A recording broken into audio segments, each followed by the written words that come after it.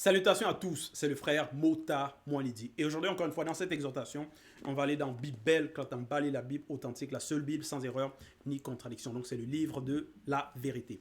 Pour vous procurer Bible, allez dans les éditions zululasan.com.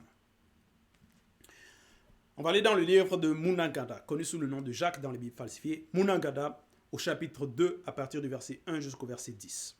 Le titre du livre de Munangada, c'est « Appel à la conscience connue ».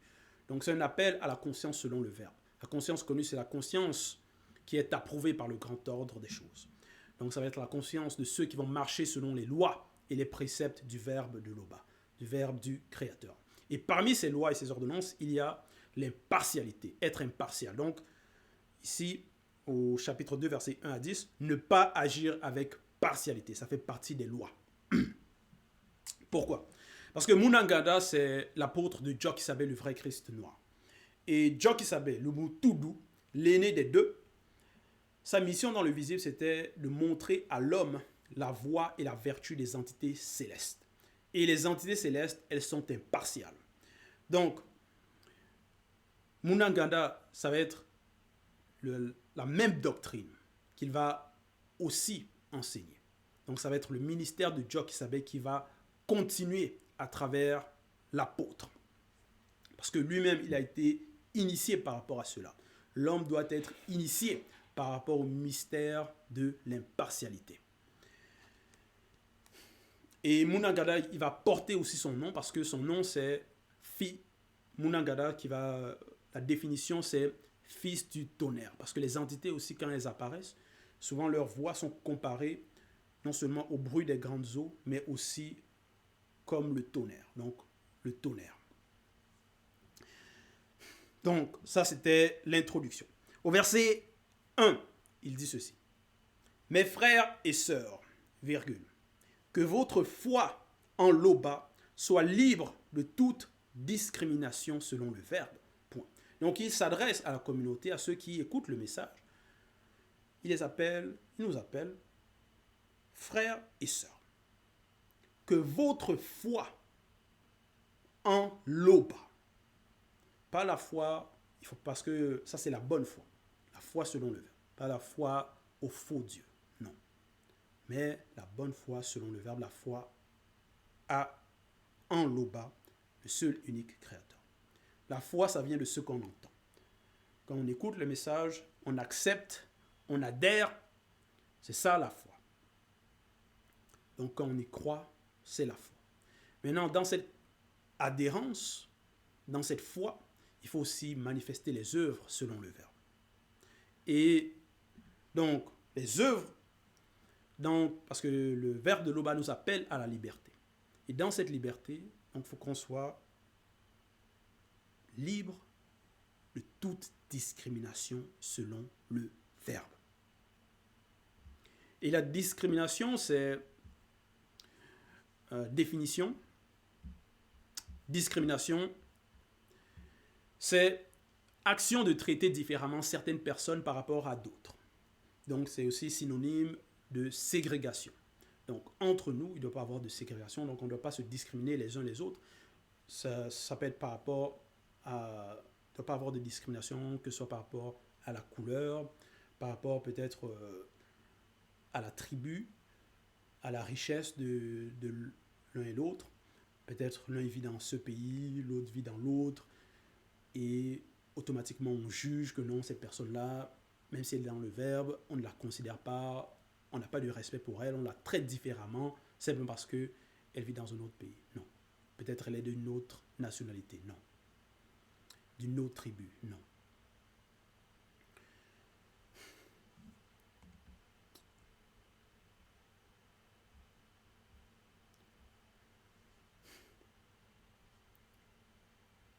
Verset 2. Prenons un exemple. 2 points. Un homme vient là où vous êtes réunis. Point. Il porte une bague en or et des habits très beaux. Point. Un pauvre vient à la même réunion, virgule, il est mal habillé. Point. Donc, ici, il prend un exemple, Munangada, par rapport à une situation où on se réunit, ça peut être en église de maison, chez un frère, chez une sœur, ça peut être en plein air, dans un parc. Et un est bien habillé, a une bague en or, donc il a des richesses. L'autre est pauvre, donc financièrement, selon le visible, il est pauvre, il est dans la précarité. Et il est mal habillé, donc son vêtement même reflète sa pauvreté. Verset 3. Vous montrez plus de respect à l'homme qui porte les beaux habits et vous lui dites, 2 points, toi assieds-toi ici, à cette bonne place. Aux pauvres, vous dites, toi reste debout, ou bien assieds-toi là, par terre, près de mes pieds.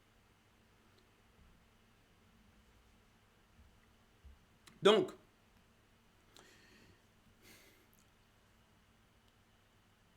ici, on va considérer la personne, par rapport à l'exemple, qui est bien habillée, qui est riche. On va la considérer avec respect. On va lui donner une bonne place. Mais le pauvre, on n'a pas de compassion pour lui. On n'a pas de respect pour le pauvre. On ne le considère pas. On dit non, reste debout ou assieds-toi par terre. Donc, à cause de sa pauvreté, on va le mépriser. Donc, c'est ça l'exemple. Et l'autre, simplement à cause de la richesse, on va l'honorer. Maintenant, ici, il a pris l'exemple, Munagada, par rapport à une bague en or, des habits beaux. Ça peut être aussi par rapport à la voiture. Un, il vient dans une belle voiture, un nouveau modèle qui vient de sortir par rapport à l'époque. L'autre, il vient dans une ancienne voiture, déjà avec plein de rouille et tout. Ça peut être par rapport aux souliers, ça peut être par rapport au téléphone, ça peut être par rapport au PC. Un, il vient avec un PC, donc ordinateur portable, de bonne qualité, de bonne marque. L'autre, il vient avec un ancien, il ouvre, tu entends, peut-être ça fait du bruit.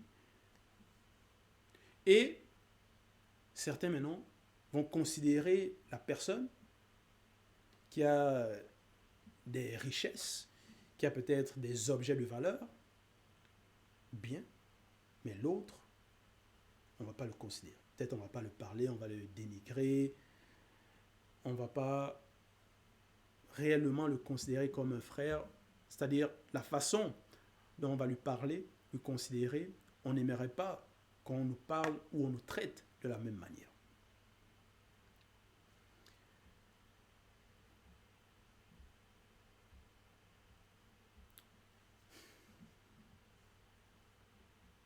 Et là, ça c'est agir avec partialité.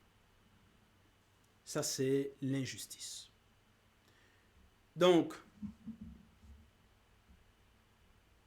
verset 4. Ne faites-vous pas en vous-même une discrimination, virgule, et n'êtes-vous pas des juges au raisonnement mauvais?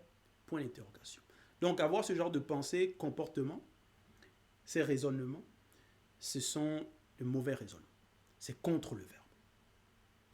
Donc, c'est de dire que non, toi, si tu as réussi dans le visible financièrement, donc tu mérites l'honneur à cause de cette richesse, à cause de cette réussite financière. Et toi, tu es dans la précarité, l'autre, tu ne mérites pas le respect à cause de cette précarité. Donc ça, c'est l'injustice même.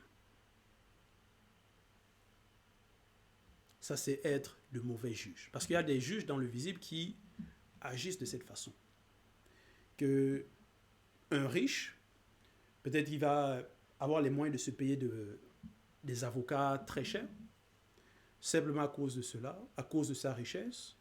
Il va peut-être soudoyer les juges derrière, soudoyer les politiciens, ainsi de suite, pour faire voter des lois qui vont être propices à son égard, à sa richesse.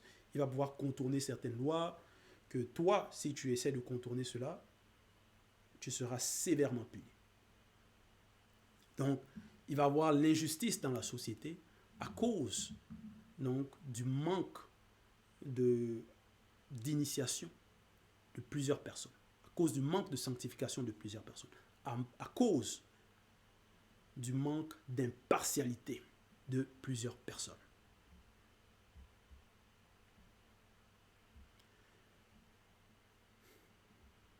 Ne faites-vous pas en vous-même une discrimination, virgule, et n'êtes-vous pas des juges au raisonnement mauvais? Point d'interrogation. Verset 5.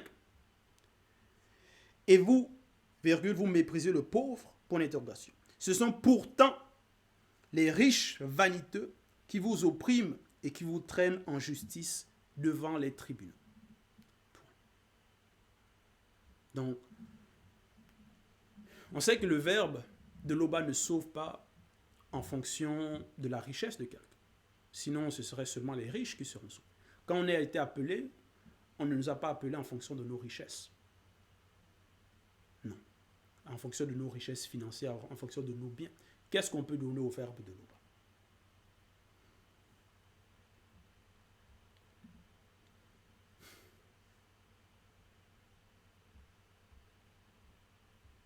En cela, si le verbe de l'Oba manifeste la justice et juge avec impartialité selon les œuvres de chacun, nous aussi, entre nous, dans Ebassi, entre frères et sœurs, dans nos réunions, on doit aussi manifester cette impartialité.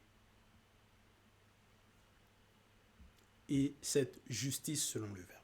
Parce que ceux du dehors, les personnes du dehors, vont considérer les personnes souvent en fonction de leur richesse, honorer les personnes en fonction de leur richesse, même si ce sont des personnes immorales, simplement parce que la personne a de l'argent, on l'acclame. Quand elle parle, on va l'écouter très attentivement. Donc voilà. Donc les gens du visible souvent, parce qu'il y a aussi des démons de la richesse visible qui vont être à l'œuvre aussi derrière. Parce que les personnes dans le visible, c'est souvent ça qu'ils veulent. Ça va être l'argent, s'enrichir. La richesse, c'est pas mauvais, mais il faut qu'elle soit acquise d'une bonne façon. Et il ne faut pas que cette richesse-là nous rende orgueilleux, vaniteux.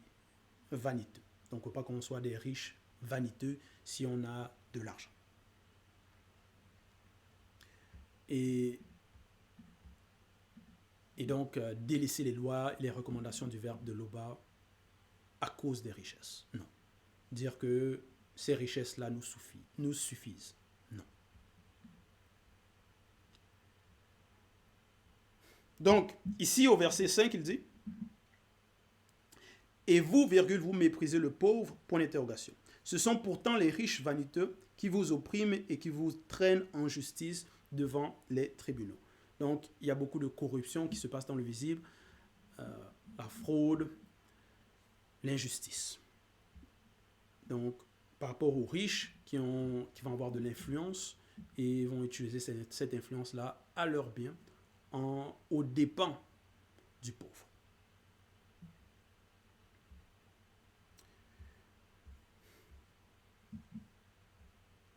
Verset 6. Ce sont eux qui insultent le nom merveilleux qu'on a fait descendre sur vous. Point. Donc, les riches vaniteux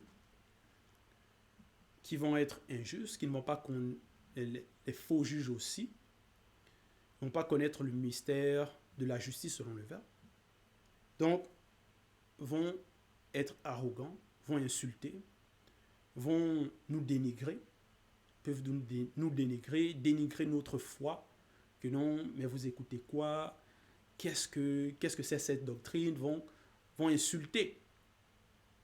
Que non, ça c'est le mensonge, ainsi de suite.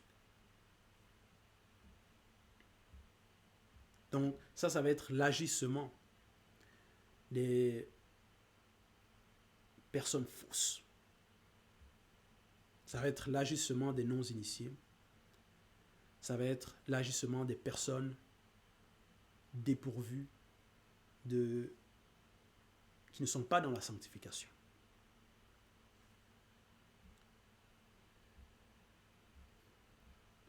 Et verset 7, il dit, si vous accomplissez la loi d'après les propos de Boussi, 2 points, tu aimeras ton prochain qui fait un avec toi dans la vérité de la parole comme toi-même.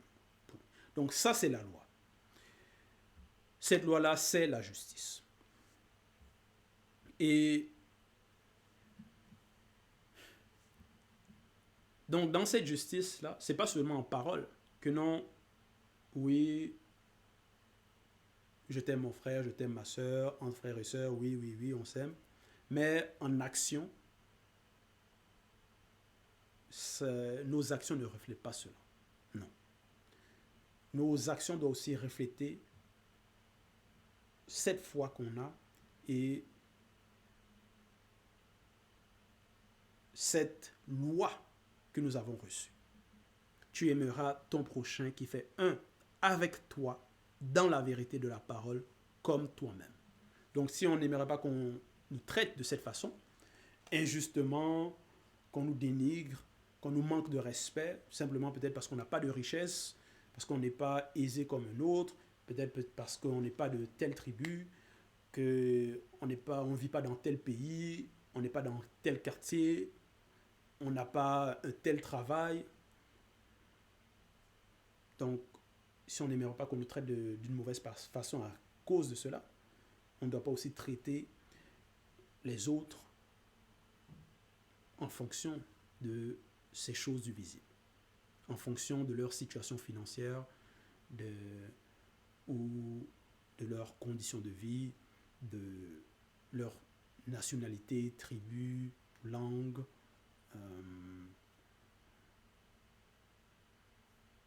aussi par rapport à leurs occupations, par rapport au travail. Non.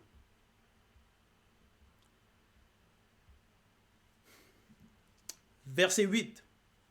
Mais si vous vous livrez à la discrimination entre vous, virgule, vous commettez un péché, virgule, vous êtes convaincu de transgression par la loi. Point. Donc en agissant ainsi, en discriminant, donc c'est la transgression et on est coupable.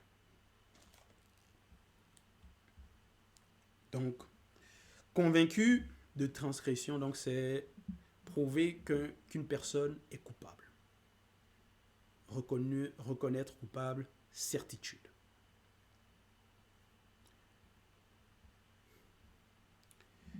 Verset 9. En effet, virgule, celui qui obéit à un seul commandement de la loi, virgule, même s'il obéit à tous les autres, virgule, il se rend coupable à l'égard de toute la loi. Et on n'a pas d'excuse puisqu'on écoute, on lit, on est conscient de cela. Donc si on ne le met pas en pratique, on est coupable.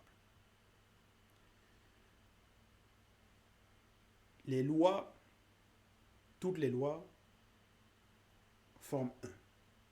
Parce que les entités du grand ordre des choses, qui sont toujours fidèles, elles sont unies.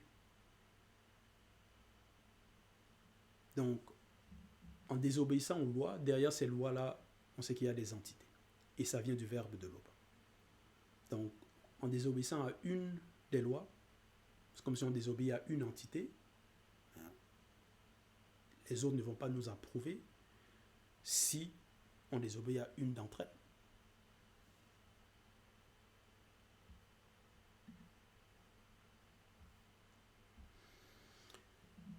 Donc, les entités sont en accord, les lois sont en accord. Verset 10. Parlez et agissez comme devant être jugés par une loi de liberté, virgule, car le jugement est sans miséricorde pour qui n'a pas fait miséricorde. Point. La miséricorde triomphe du jugement. Donc la miséricorde, c'est clémence, pardon, compassion. On sait que le verbe de l'Oba nous a fait miséricorde, nous a fait grâce, a eu compassion de nous. Voilà pourquoi nous sommes toujours dans le visible. Voilà pourquoi on écoute les lois et les recommandations.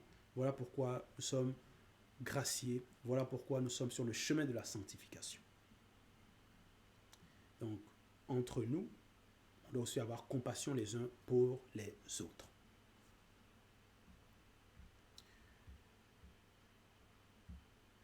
Donc, c'était l'exhortation, c'était le message. Toute gloire et tout honneur à l'Opa, le seul créateur unique, vrai et véritable.